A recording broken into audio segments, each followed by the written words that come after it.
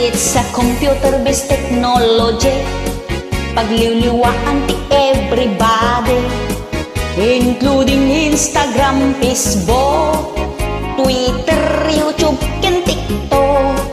It is used for social interaction and access to news and information. Saan ang mapukaw ti komunikasyon, oray sa dinot ayan mo anasyon.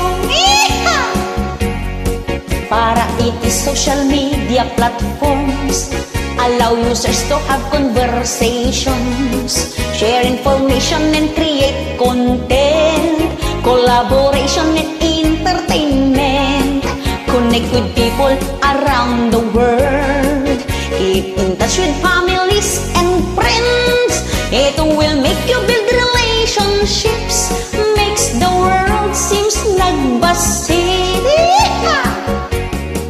Saan ang maliklikan ni te addiction, maperdi pa yan ti socialization, panagay ayang isop ayan na tension, maperdi pa yan ti edukasyon, tamaawan ni ti konsentrasyon, agay ay ayam lakokwa emon, makaala ka pa'y ti sakit mon, tano maaba ka ang sakit ta ulong. Adot advantage ti social media, adumit laing ti disadvantage na, adot maparnoy na nga apa, agagayem at kakaaruba, kanayon ti pinpin na sagid da, di ta Facebook nga hipopost da, di da kikinaawatan, agagayem magkakabagihan.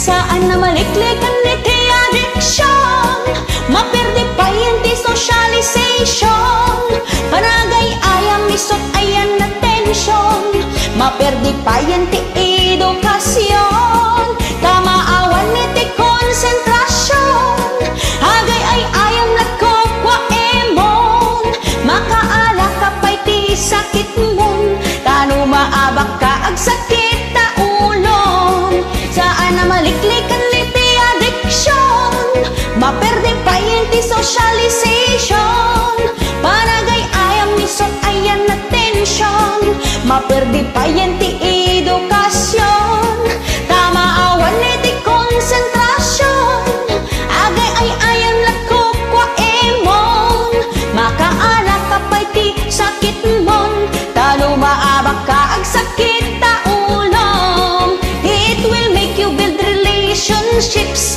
makes the world seems nagbasid. The power of social media.